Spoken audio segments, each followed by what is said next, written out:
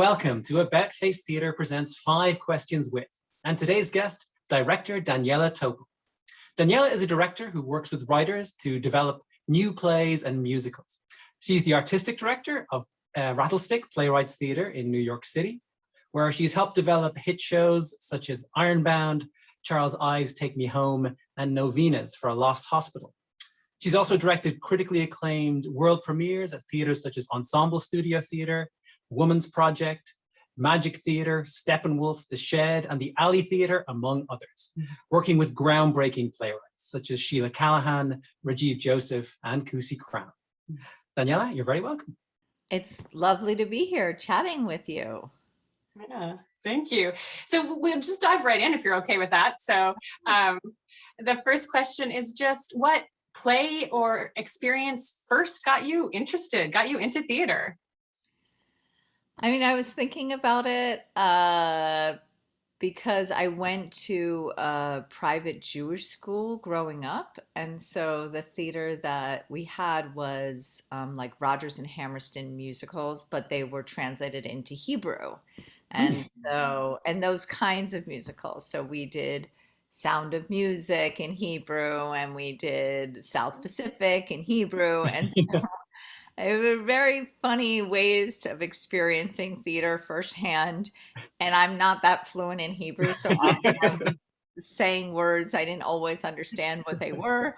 And I was always cast in the roles that were 40 years older than anyone else.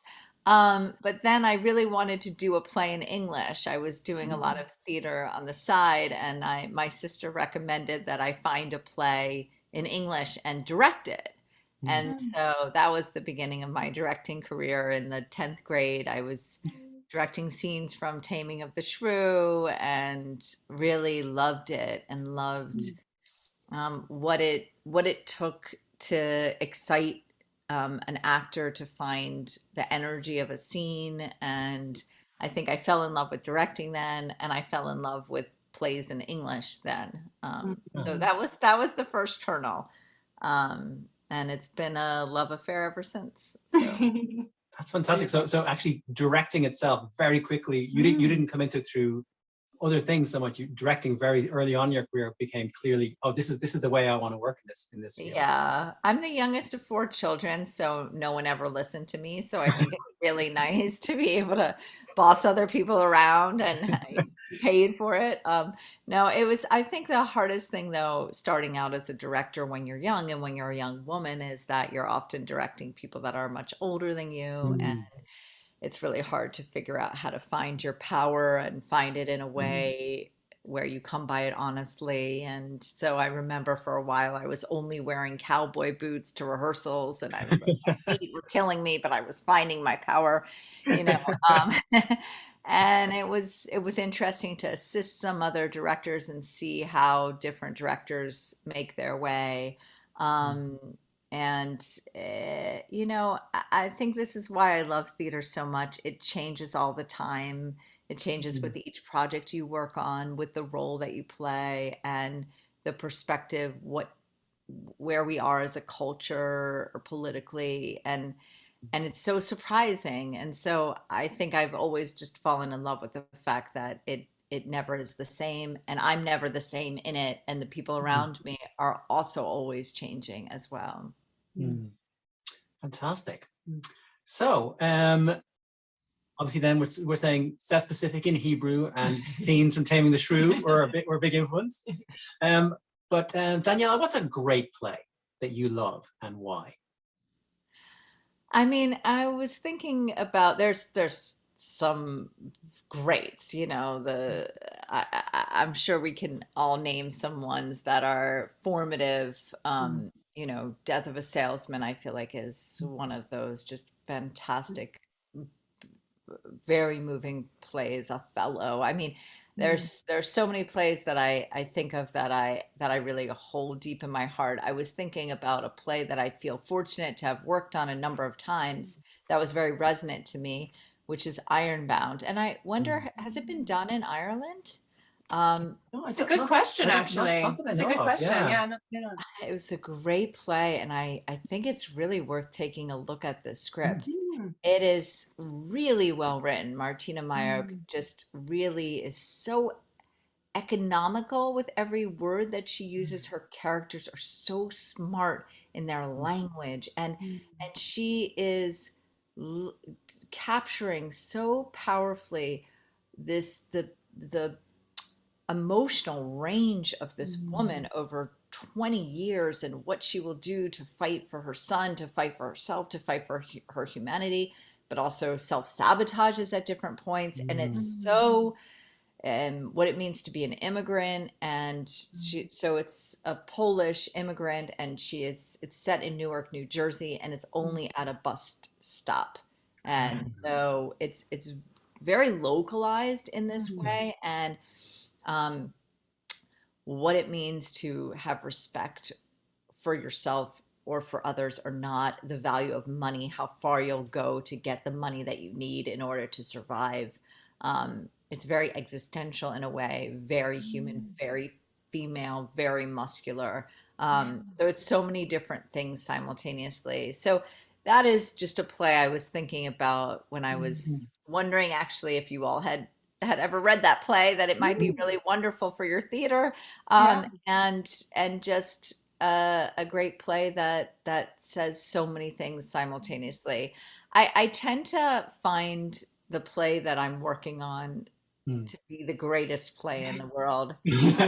How can you not? You got like blinders on. This is the only thing on my mind right now, and it's funny, as artistic director, I don't direct that often for the theater, and I find that doesn't change my love of whatever play we're working on.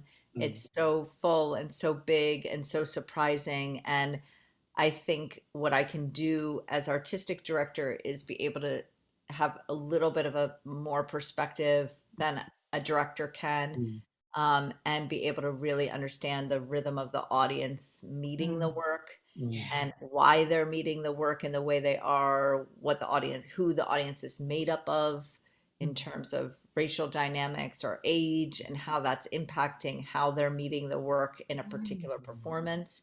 Whereas a director is very focused on an actor's particular performance in scene 3 at this final moment, and did they pick up the prop and the lighting cue and blah blah blah.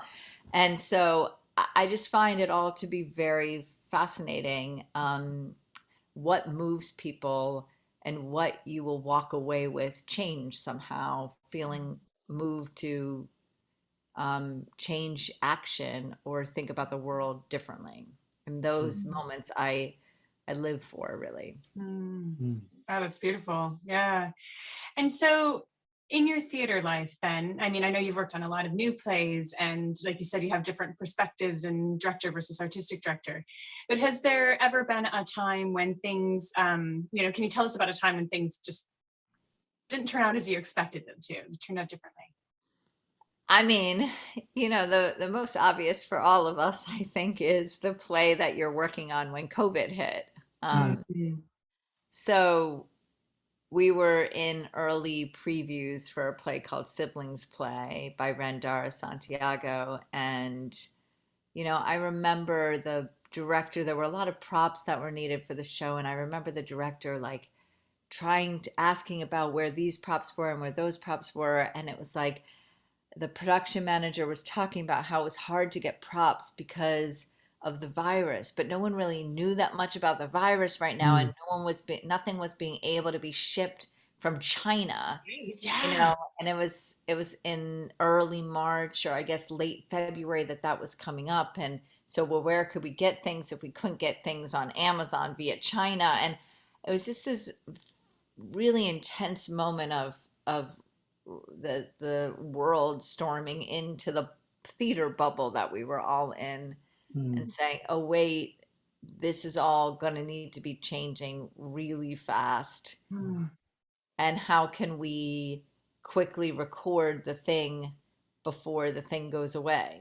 And so we were able to record it, the final performance, which was the last performance that we were able to do. And I think Broadway had shut down like the day before, and then that was the performance that we ended up being able to share online for a couple of weeks afterwards. So that was a time where I felt like, the world crashed in and the little play was trying to keep itself standing and found its way. Um, in terms of other plays that do or don't go the way that they're supposed to, I think they've all been full of surprises. So they've changed shape, but not unrecognizably. I guess the reality is that I work on a play really almost from the very first draft almost. So that I'm just watching it grow. So it doesn't become another human, it just becomes what it's meant to be. Sometimes more successfully than other times. But that has been my overall impression, actually. Cool. So Danielle, I think you talked a little bit already about how you love the fact that your theater experience is always different, is always changing. But I'd still have to ask you, you've worked in career for a long career in the theater already. But what is it about theater that keeps you coming back to the theater? What moves you? What excites you about theater? I think it is the idea that lives can change. We did a show a couple of years ago called Lockdown. It's about long-term incarceration. And it was based on a man named Lonnie Morris, who's been incarcerated over 46 years at San Quentin. And the playwright happened to be on a tour of San Quentin and met Lonnie and ended up really connecting with him and ended up dedicating time to being there with Lonnie. Lonnie changed her life. I think she's changed Lonnie's life. I had a chance to go to San Quentin and meet Lonnie and actually see their bond firsthand. But there are two things that I've been thinking about since that time. We had a lot of community partnerships in that relationship, in that production. And it was we had a community conversation after every performance. And there was one performance where anyone who was in that room will remember this. There was an older white woman and she raised her hand and she said, at the community conversation, she said, "I came here tonight because my brother was murdered. And I came to try to understand forgiveness and how to write the victim impact statement. And seeing this play has changed how I will write the victim impact statement." It was very, very moving. And there was so much also energy behind advocating for Lonnie from this play, and we filmed the play and it was shared at San Quentin and letters of support and all kinds of things. And I don't think that the play made this happen, but Lonnie has just for the first time gotten parole, which is incredible. And the governor hasn't officially signed it. It's 180 days until he's officially released. But to also find that there's a whole group of people that are elated about this amazing news who've never met Lonnie, but we have met Lonnie. And so when you read articles about people who have been incarcerated, or when you think I'm not directly impacted by the criminal justice system, you actually start to go, oh no, I am. This is a part of my life. It's not over there. It's over here.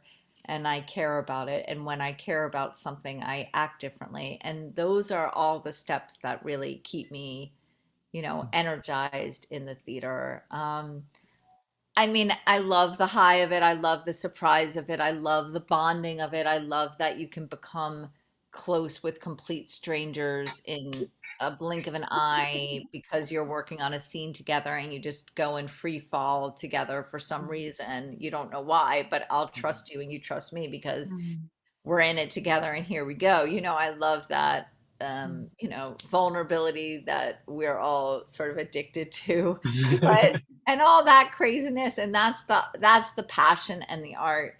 But the thing that keeps me going with it over the highs and the lows and all the challenges and the finances and all the complexities is the ultimate idea that you can be impacting humanity in some way. Mm. So Absolutely. That's right. Yeah. So I'm like letting it, whew, yeah, that's great. So like, I think change is an amazing tool, like coping with change and being able to influence change. But are there any other, tools from theater that that you've learned from theater, that you've used in theater, that you find useful in your day-to-day life? I mean, this word has been used so much during COVID, which is this idea of pivoting. And I laugh because that feels like such a kind way of saying we're losing our shit because fuck right now, so we're pivoting. But I do think that there is a way that theater teaches you how to be super flexible and go, okay, we walk into this rehearsal room and it doesn't have any of the stuff that we need. How are we going to make use of the day? We walk in and the audience is, we're having a really, all the tech is not working, and how are we going to do a performance that lives up to some audience expectation? So I think that this idea of being flexible, of being, especially when you work on new plays and their script changes all the time and the thing just keeps changing form, you have to learn how to have a resilience to things that are surprising and things that aren't in your control. And I think this moment of COVID is such a test for all of us, which is there's so many things out of our control. We want things to be different, but we're in this moment together. And how are we going to find a way to, let it bond us instead of feeling like we're going to be alienated? And and that's been really interesting. And I think this has been a hard and a lonely time for so many people. And I've also heard people speak like that there have been real, real treasured moments of this time. And I think that that's the ability to accept how hard things can be and try to find where the grace in that, and find the goodness, and find your humanity and keep your humanity, and feels like all things that theater gives you the muscles to keep enduring through that challenge. Absolutely. Yeah. Well, this has been so great, Daniella. Just as a bonus, can you tell us anything about what you're working on at the moment? Yeah, we are working on reopening the theater. What that means to reopen. We are planning to reopen in the fall, and we're trying to figure out, what is live and live streamed, what is virtual, the balance of which project goes where and when, and dates and life. So we are really in that mode right now. And it's exciting and nerve-wracking and exciting. So yeah, I'm looking forward to all of that. And then in the near future, though, we do a big immigrant theater festival called Global Forms. It's designed to be very international in lots of different ways. It focuses on providing opportunities for immigrant artists who are based in the US to have opportunities to share work for their visas. It's quite practical, but it's also quite artistic. Yeah. So it's a really special festival, and we'll have work from all over the world in it, and we'll do that in June. So we're really looking forward to that next. Excellent. Well, thank you so much. It's been such a pleasure having you here. So thank you for having me. Yeah. Thank you. And thank you to the audience too for joining us. So great to have you. And if you like the video, please like it below and share, because theater makes life better. So we look forward to seeing you next time on AboutFACE Theater Presents 5 Questions With. If you've enjoyed this video, please subscribe to us on YouTube, like us on Facebook, and share. Thanks for watching.